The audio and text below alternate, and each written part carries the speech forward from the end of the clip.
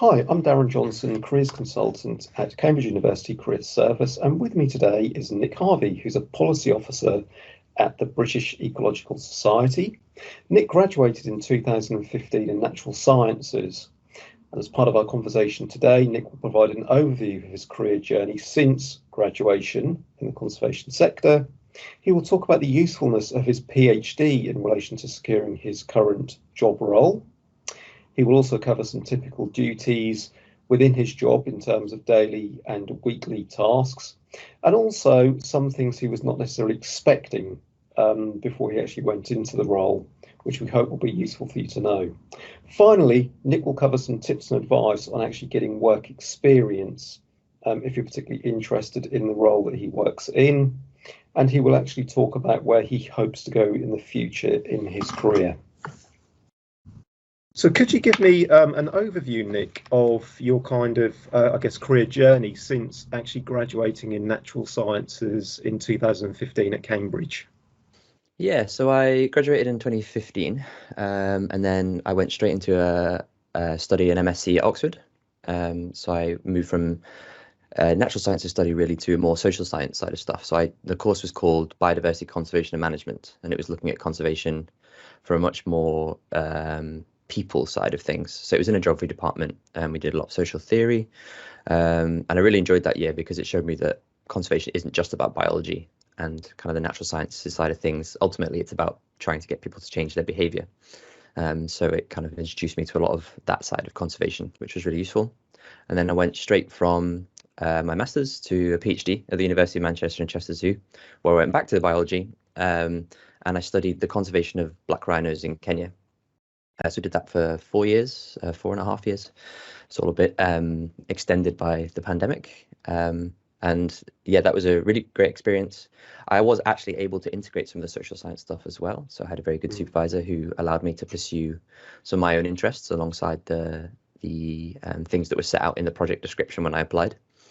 So that allowed me to pursue those interests and also to do international fieldwork, which was fantastic. So I basically followed black rhinos around in Kenya to pick up their dung because we were looking at what they were eating and their gut health. And then following my PhD, actually about a week after my Viva, I moved straight into the role that I'm in now. So that was in June 2021, where I'm a policy officer at the British Ecological Society. So from international conservation to a lot more focused on the UK.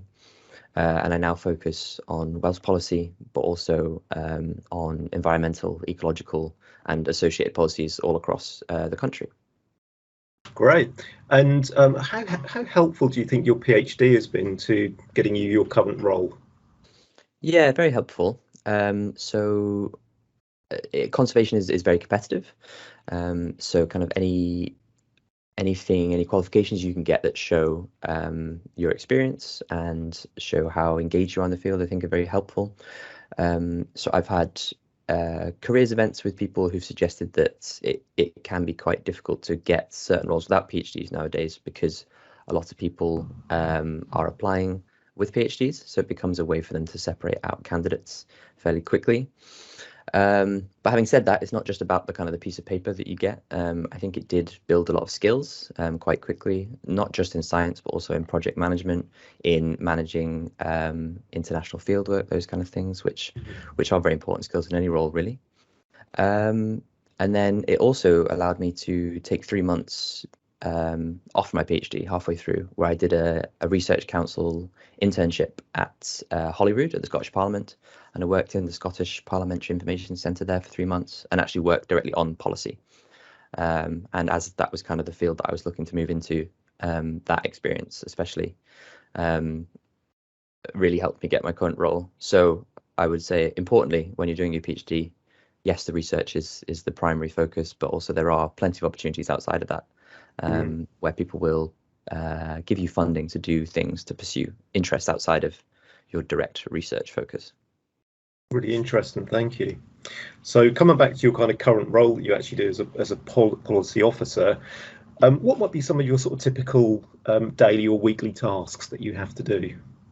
Yeah, so my time is split between two major areas. One is facilitating a Welsh policy group. So there's a group of our members who are very much focused on applying science to policy in Wales.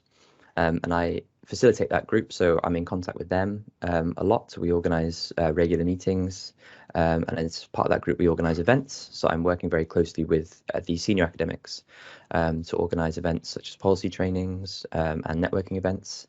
I also help them to respond to consultations. So when governments, or at the minute we're looking at one from a national park authority, when they're coming up with a new policy, they put it out for consultation. So we use our expertise to respond to that. So it's kind of similar, in a similar way to academic work, really, answering a particular question with evidence. And then the other half of my work is more UK wide. So at the moment, we're doing a very large piece of work looking at the UK and devolved nation government target to protect 30% of land and sea in the UK by 2030. So the policy work at the BS is very much, instead of campaigning and lobbying, we're presenting evidence to try and bring ecological and scientific evidence into the policy-making process. So we've brought together a document that summarises the evidence for how well our protected areas are performing and how we think the policy should be shaped to try and make that 30 by 30 target deliver for nature. So again, it's facilitating that process. We don't tend to write a lot of the content ourselves. It's about finding experts, and also some early career researchers to write the content, and then we help edit it, help shape it, and then we present that in a nice looking report, really.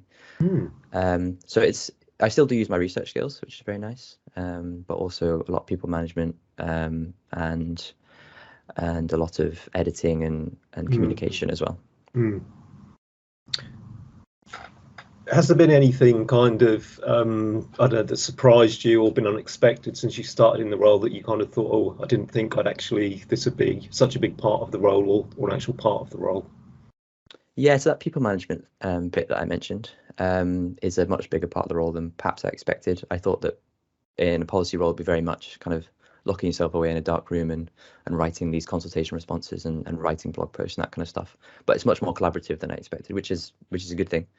But that Welsh policy group that I said has some very senior academics in it, as well as people from the Statutory Conservation Agency in Wales, Natural Resources Wales, and we're even engaging with people in the Welsh Government.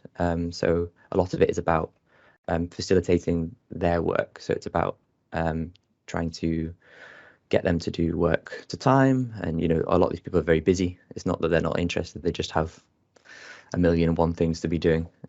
So it's about trying to make that process as easy as possible for them, so making it clear what the deadlines are and what the priority is and all that kind of stuff.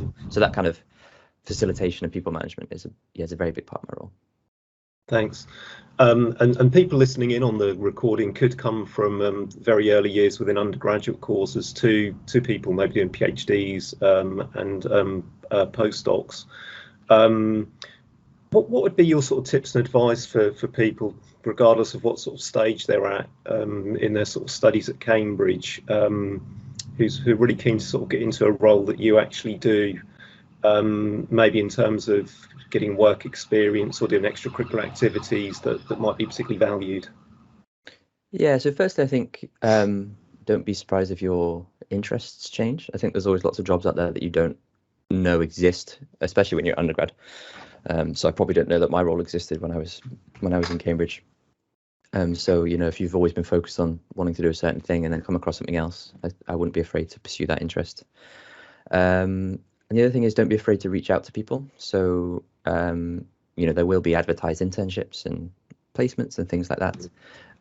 But sometimes if you just reach out to a person or an organization and express an interest, there might be a chance that they can host you for a short amount of time.